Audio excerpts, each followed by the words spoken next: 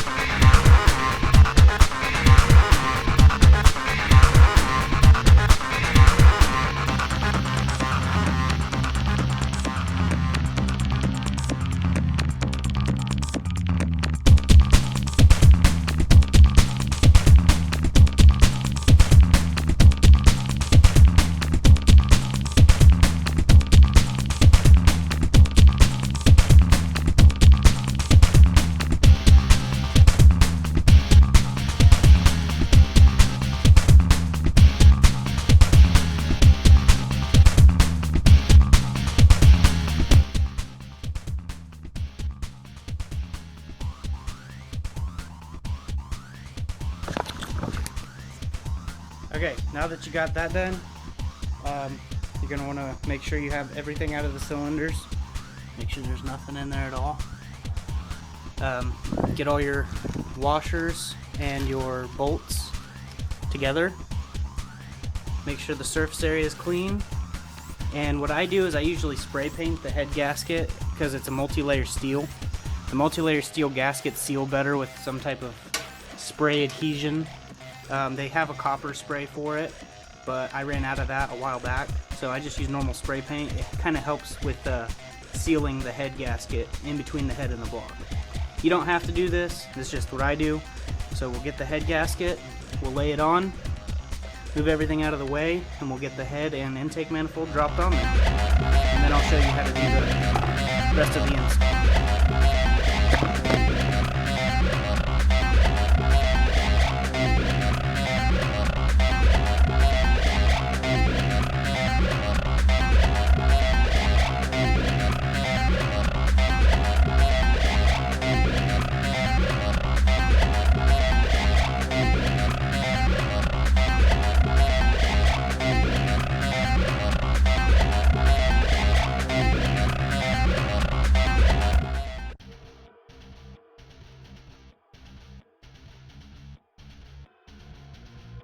Alright, now that the head is on and we had to fight it a little bit, it's still a little wobbly, as you can see.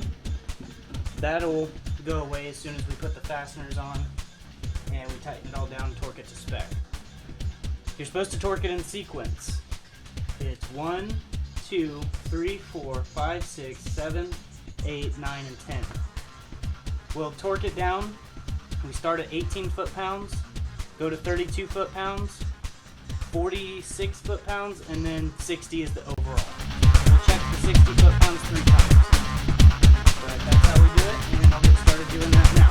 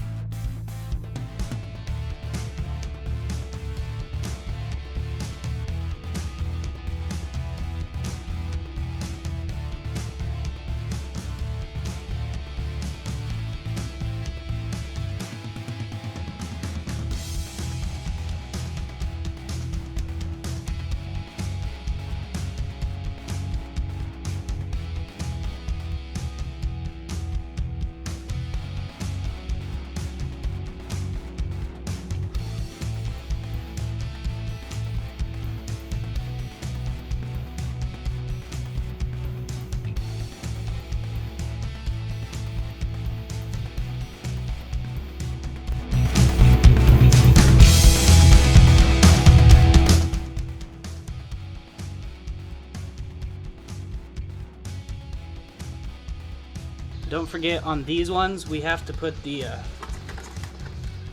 we'll just put them on the nut. Just put some of the fastener assembly lube in there. Fastener.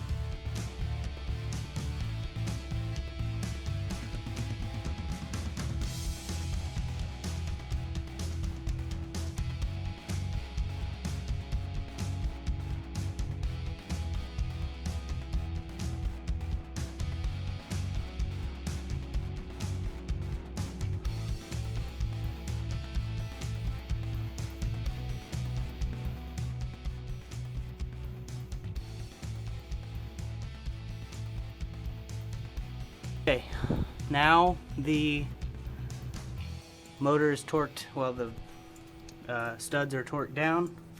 I was noticing that a few of them stuck out taller than the others, but I think that could be the blocks difference in variations and so on and so forth for the head.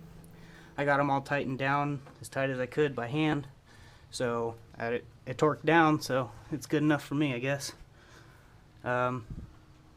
Now what I'm going to do is I'm going to assemble reconnect everything, reconnect all the connectors and hoses, put the turbo on, the gaskets, but before I put the valve cover on, I'm going to pour oil all over it and slowly turn it by hand just to kind of get the cam lubed up again. It's just a good thing to do. top it off with all the fluids necessary, and start it up and see how she runs. So sit tight.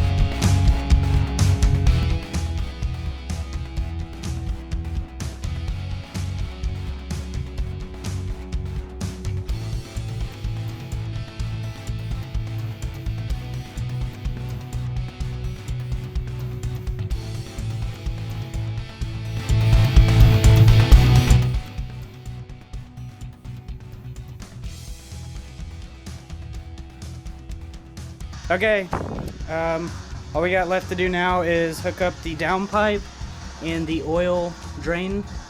It's already timed, and of course the intercooler piping. Other than that, it's ready to go and get started, but we have to get the tune set up because the Honda S300, I don't know what tune's on it. So we'll hook it up to the laptop, get all those hooked up and fired up. But right now, I gotta go get pizza. So, be right back. Hey guys. So I got the downpipe and the oil return line hooked up. I didn't do the video because I figured who'd want to see me struggling with a hose on the lower half for like 20 minutes. It was pointless. Put the gaskets on, got the oil return line, got the intercooler piping hooked up, checked all the fluids, made sure everything was topped off, antifreeze, motor oil, everything's perfect. Started up, took it around, seated the rings. The way I seat the rings is I go to the highway, get it up to speed, slowly increase your RPMs. Don't get on it as hard as you can, and then downshift a lot. Lots of downshifts. It causes reverse pressure on the piston rings, causing the rings to seal from the bottom and from the top. After that happened, it got a surge of power, but I'm not taking my chances with this motor. It's going to sit here until it gets tuned. I have the S300, I just put a P28 base map on it and turned VTEC off. Simple setup for a non-VTEC motor. It gave it power, performance, it was all there. But it's going to sit until I get the tune from my buddy. He's going to base map it, and then I'm going to drive it to him and we're going to do a street tune. I'll try to have the GoPro running for the street tune. You can kind of just see it happen. I don't know if I can go through the details with you because I'll be driving and he'll be tuning, but at least there'll be a video. Something else for you guys to watch. I hope this install video has helped somebody. The ARP studs, this install video is definitely going to help someone with these ARP studs. I hope, at least. If not, then, well, at least you guys were entertained and had something to watch. But I'll get you a video clip right quick of it running, revving.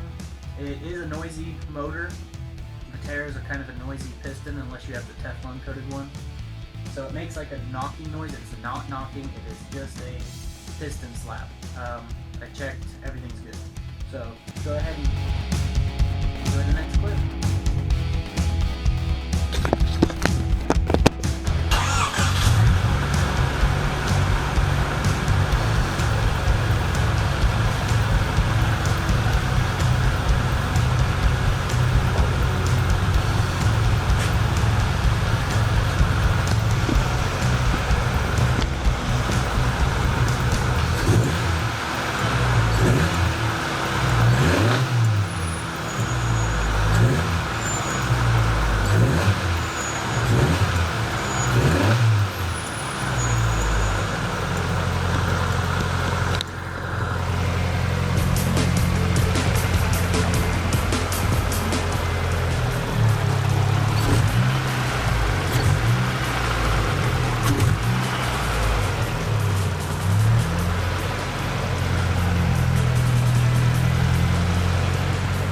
That's it.